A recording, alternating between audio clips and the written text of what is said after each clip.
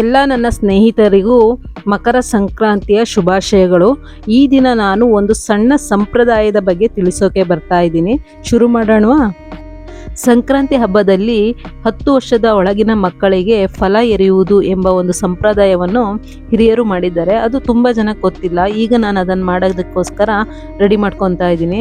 ಈಗ ಎಳ್ಳನ್ನು ಒಂದು ಸಣ್ಣ ಬೆಳ್ಳಿ ಲೋಟಕ್ಕೆ ಹಾಕ್ಕೊತಾ ಇದ್ದೀನಿ.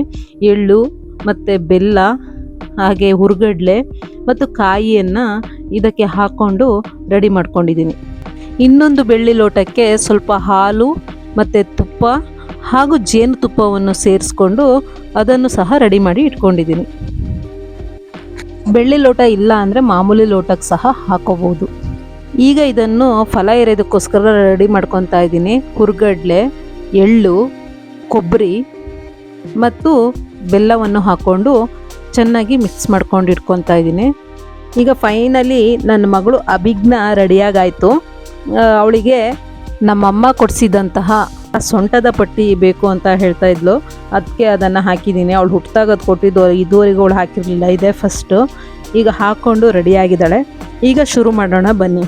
ನಾನೀಗ ಕೊಬ್ಬನ್ನು ಇಟ್ಕೊಂಡಿದ್ದೀನಿ, ಅದು ಶಾಸ್ತ್ರಕ್ಕೋಸ್ಕರ. ಮತ್ತು ನಾನು ಮಿಕ್ಸ್ ಮಾಡಿ ಇಟ್ಕೊಂಡಂತಹ ಎಳ್ಳು ಬೆಲ್ಲ ಮತ್ತು 3 ಥರದ ಹಣ್ಣನ್ನು ಇಟ್ಕೊಂಡಿದ್ದೀನಿ. ಹೂವನ್ನು ಇಟ್ಕೊಂಡಿದ್ದೀನಿ ಮತ್ತು ಎಲೆ ಅಡಿಕೆ ಹಾಗೂ ಬೆಳ್ಳಿ ಕಾಯಿನ್ಗಳನ್ನು ಇಟ್ಕೊಂಡಿದ್ದೀನಿ. ಮತ್ತು ಈಗ ಅಕ್ಷತೆ ಕಾಳನ್ನು ರೆಡಿ ಮಾಡಿ ಇಟ್ಕೊಂಡಿದ್ದೀನಿ. ಅವಳಿಗೆ ಫಸ್ಟಿಗೆ ಅಕ್ಷತೆ ಕಾಳನ್ನು ಹಾಕೋದಕ್ಕೆ ಅಕ್ಷತೆಯನ್ನು ರೆಡಿ ಮಾಡಿ ಇಟ್ಕೊಂಡಿದ್ದೀನಿ. ಮತ್ತು ಕೊನೆಯದಾಗಿ ಓಕಳಿಯನ್ನು ರೆಡಿ ಮಾಡಿ ಇಟ್ಕೊಂಡಿದ್ದೀನಿ.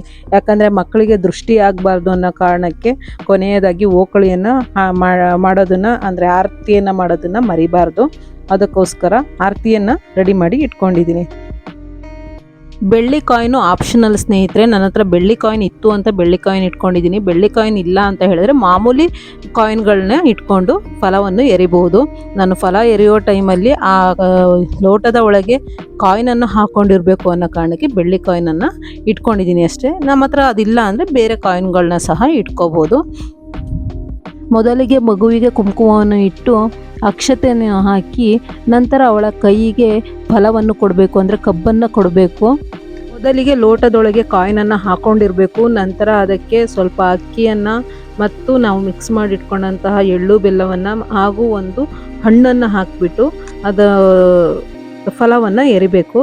ಹಾಗೆ 3 ಸಲ 3 ರೀತಿಯ ಹಣ್ಣನ್ನು ಹಾಕಿ ಫಲವನ್ನು ಎರಿಬೇಕು. ನಂತರ ನಾವು ಈಗಾಗಲೇ ರೆಡಿ ಮಾಡಿ ಇಟ್ಕೊಂಡಂತಹ ಎಳ್ಳು ಬೆಲ್ಲದ ಮಿಶ್ರಣವನ್ನು ಮಗುವಿಗೆ ತಿನ್ನೋದಕ್ಕೆ ಕೊಡಬೇಕು. ಮಗು ಎಳ್ಳು ಬೆಲ್ಲದ ಮಿಶ್ರಣದ ರುಚಿಯನ್ನು ನೋಡಿದ ನಂತರ ನಾವು ಈಗಾಗಲೇ ರೆಡಿ ಮಾಡಿ ಇಟ್ಕೊಂಡಂತಹ ಹಾಲು, ತುಪ್ಪ ಮತ್ತು ಜೇನುತುಪ್ಪದ ಮಿಶ್ರಣವನ್ನು ಕುಡಿಯೋದಕ್ಕೆ ಕೊಡಬೇಕು. ಅದನ್ನು ಕುಡಿದ ನಂತರ ನಾನು ಪೊಂಗಲನ್ನು ಮಾಡಿಟ್ಕೊಂಡಿದ್ದೀನಿ. ಅದನ್ನು ಸಹ ಮಗುವಿಗೆ ತಿನ್ನೋದಕ್ಕೆ ಕೊಡಬೇಕು. ಅದು ಎಷ್ಟು ಸಾಧ್ಯವೋ ಅದು ಅಷ್ಟನ್ನು ಮಗು ತಿಂದರೆ ಸಾಕು. ನಂತರ ಅದನ್ನೆಲ್ಲ ಎತ್ತಿಟ್ಬಿಟ್ಟು ಮಗುವಿಗೆ ಕೊನೆಯದಾಗಿ ಓಕಳಿಯನ್ನು ಮಾಡ್ತಾಯಿದ್ದೀನಿ, ಅಂದರೆ ಆರತಿಯನ್ನು ಮಾಡ್ತಾಯಿದ್ದೀನಿ. ಬಣ್ಣದ ನೀರನ್ನು ಮಾಡಿಟ್ಕೊಂಡು ಆರತಿ ಮಾಡಿ ಮಗುವನ್ನು ಎಬ್ಬಿಸ್ಬೇಕು.